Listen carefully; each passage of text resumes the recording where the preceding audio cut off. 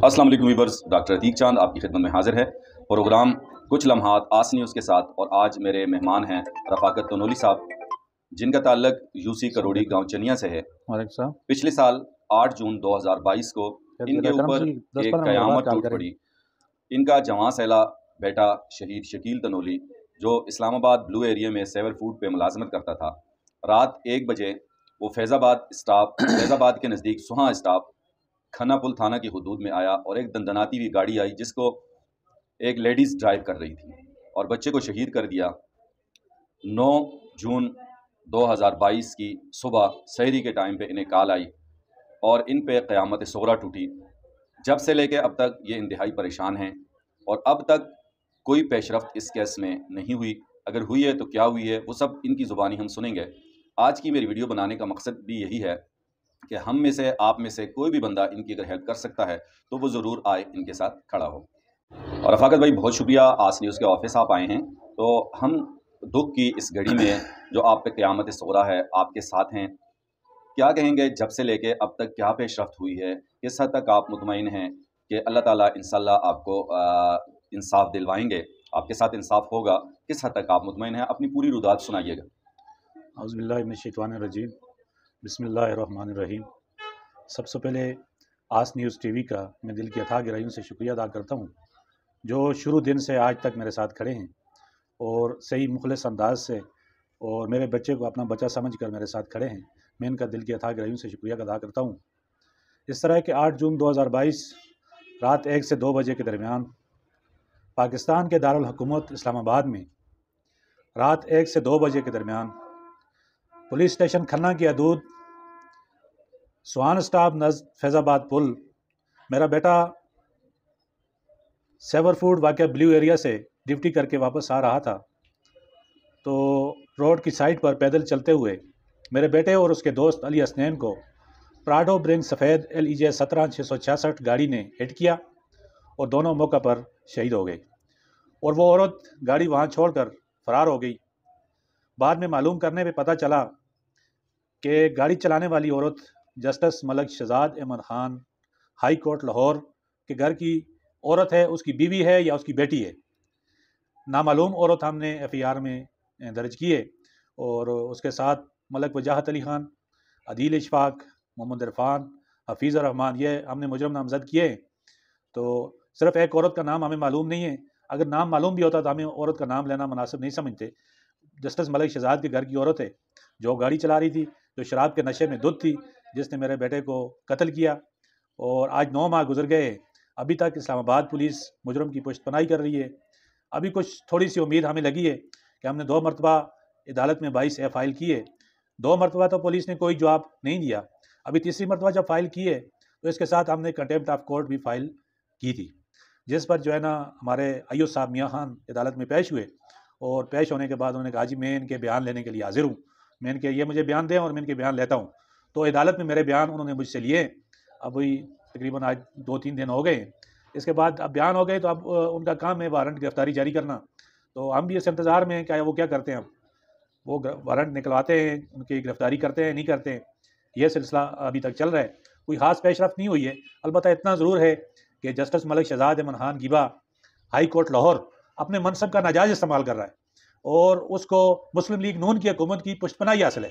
वो ख़ुद भी जस्टिस है और शाहिद हकान अब्बासी जो है उनको सपोर्ट कर रहा है। जस्टिस मलिक शहजाद अहमद ख़ान गिबा की अहलिया शाहिद हकान अब्बासी की चचाजाद बहन है।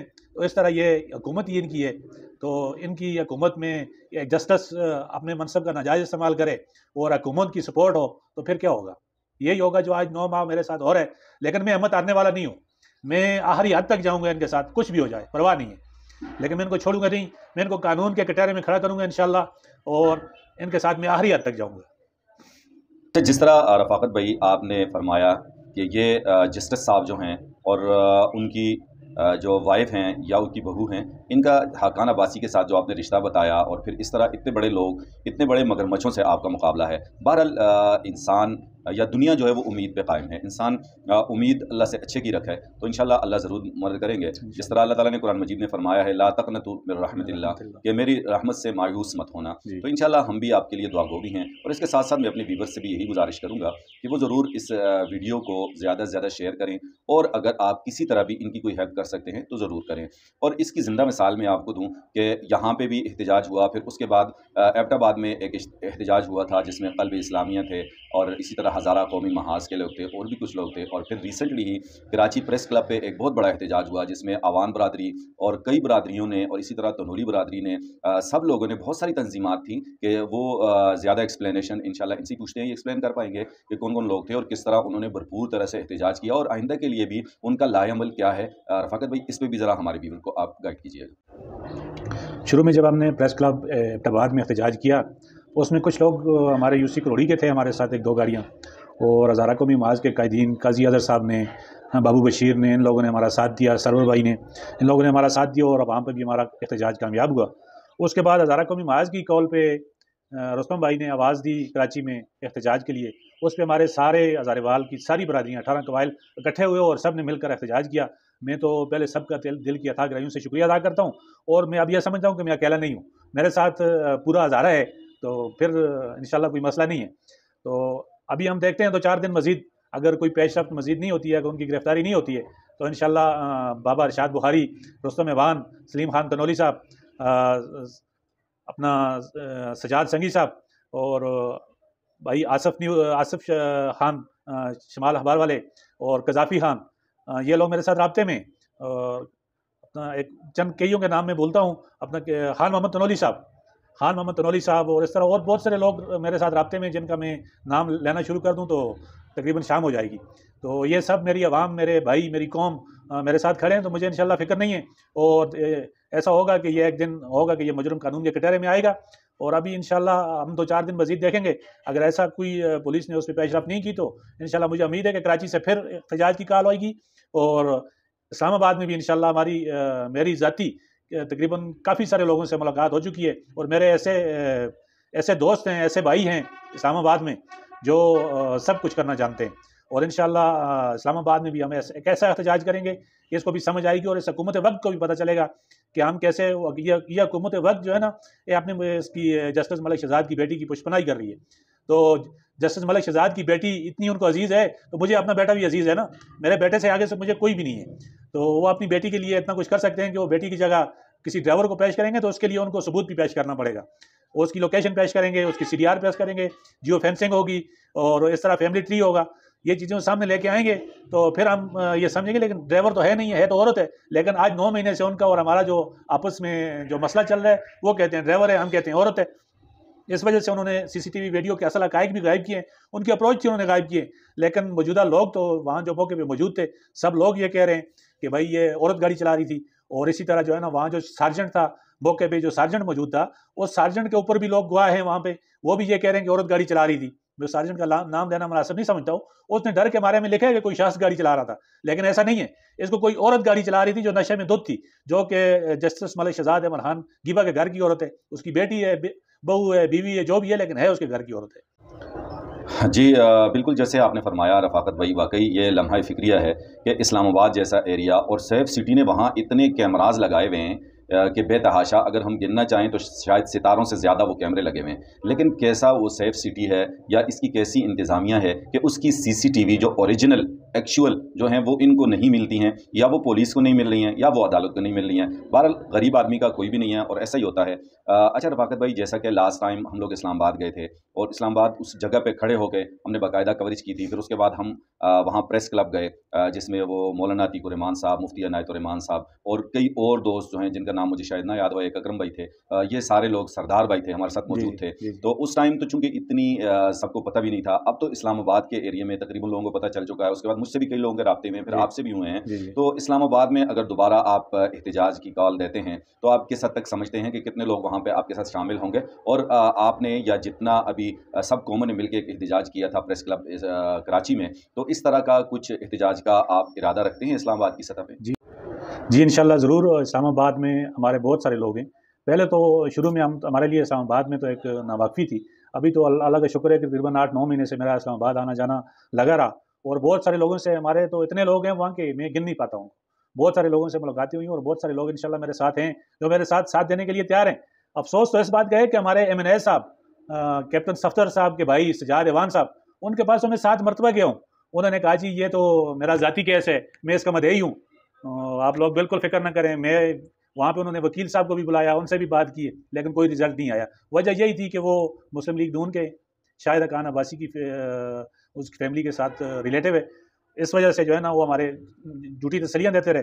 اسی طرح جو ہے نا ہم نے اعظم خان سوتی صاحب سے بھی رابطہ کیا, ان کے سیکرٹری سے بات ہوئی. ان کو ہمارے علاقے کے جو ہیں اپنے خیال ہے کہ حاجی داؤد صاحب, انہوں نے کال کر کے باقاعدہ اپنے واٹس ایپ سے مجھے ان سے جو رابطہ ہوا وہ بھی سینڈ کیا, اور میرا خود بھی رابطہ ہوا, لیکن اعظم سوتی صاحب نے بھی ہمیں کوئی جواب نہیں دیا.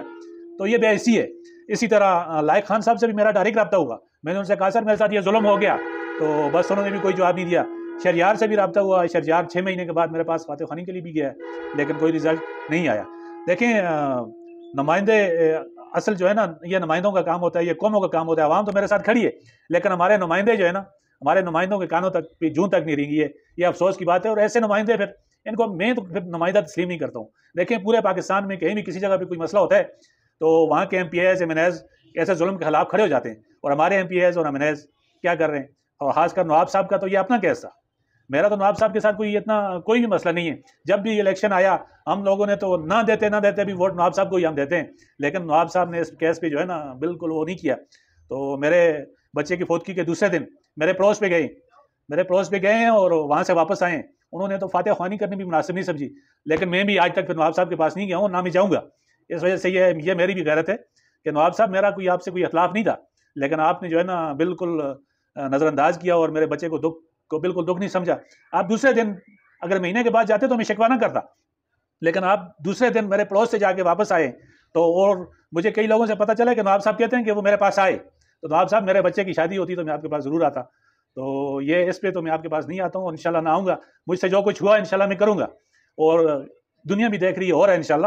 اور رہی بات حاجی ابرار صاحب کی, حاجی ابرار صاحب جب وزیر بنے MPA بنے تو ہم نے حاجی ابرار صاحب کی فل سپورٹ کی. نہ ہی اس کو ووٹ دیا بلکہ اس کے لیے ووٹ مانگے بھی ہیں. پورے حلقہ میں گھوم کے اس کو سپورٹ کیے, اس کو ووٹ دلوائے ہیں. پھر اس کے بعد بھی تقریباً جب وہ MPA رہے ان کے ساتھ ہمارا آنا جانا رہا, بہت سارے معاملات رہے. لیکن حاجی ابرار صاحب کو بھی میں نے فون کر کے بتایا کہ حاجی ابرار صاحب میرے ساتھ یہ ظلم ہو گیا, لیکن چلو پہلے تو آپ خود اپنے مسائل میں الجھے تھے, اس کے بعد جب آپ فری ہوئے نا آپ نے بھی اپنے دل پہ بات نہیں لی. تو یہ تو کوئی اتنا وہ نہیں ہے. انشاءاللہ مجھ سے جو ہوا میں کروں گا, لیکن نمائندہ تو وہ ہے نا جو ایسی جگہ پہ اور ایسے لوگوں کے ظالموں کے خلاف کھڑا ہو جائے. غریب کو تو ہر کوئی دباتا ہے نا, ایسے لوگوں کو دباؤ تو وہ لیڈر ہے. جی تو ویورز آپ نے سنی رفاقت تنولی بھائی کی ساری رودات, ساری آپ بیتی, ساری کہانی انہی کی زبانی. واقعی یہ بیچارے بہت زیادہ ڈسٹرب ہیں, اور جیسا کہ ویڈیو کے شروع میں نے کہا میرا ویڈیو بنانے کا موٹو مقصد ہی آج کا یہی ہے کہ آپ میں سے کوئی بھی ہمارے ویورز میں سے اگر ان کی کسی بھی طرح کوئی ہیلپ کر سکتا ہے تو وہ ضرور ان کی ہیلپ کرے. جیسا کہ بہت سارے لوگوں کو انہوں نے گھمایا کہ بہت سارے لوگوں نے ان کی ہیلپ کی بھی ہے, اور وہی بات ہے کہ انگلی کٹوا کے شہیدوں میں نام لکھوانا, یعنی اگر کسی طرح بھی آپ کوشش کریں گے تو ظاہر سی بات ہے آج یہ غم اس بھائی پہ ہے, اللہ نہ کرے کل یہ کسی پہ بھی آ سکتا ہے. بارہ دکھ کی اس گھڑی میں ان کے ساتھ ضرور کھڑا ہونا چاہیے. اور بس آخر میں ان کا کوئی اگر میسج ایسا ہے رفاقت بھائی کا تو ان سے لیں گے. جی رفاقت بھائی, اگر آپ کا کوئی میسج ہے اسپیشلی آخر میں دینا چاہیں تو ضرور آپ دیجیے. دیکھیں ایک بات میرے سے رہ گئی, اس کا میں ذکر نہ کروں تو میں بھی منافقوں میں شامل ہوں گا.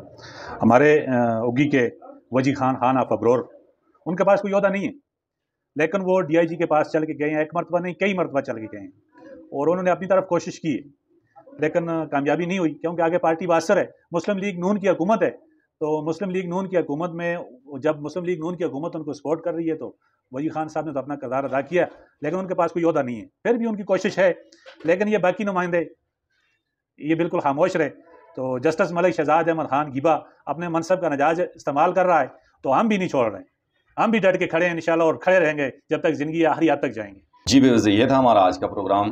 کچھ لمحات آس نیوز کے ساتھ اجازت دیجیے گا ڈاکٹر عتیق چاند اور ہمارے آج کے مہمان رفاقت تنولی کو. ملتے ہیں انشاءاللہ اگلی ویڈیو میں. جب تک اپنی دعاؤں میں ضرور یاد رکھیے گا. زندگی ہوئی تو انشاءاللہ بہت جلد آپ سے ملاقات ہوگی. جب تک اللہ حافظ.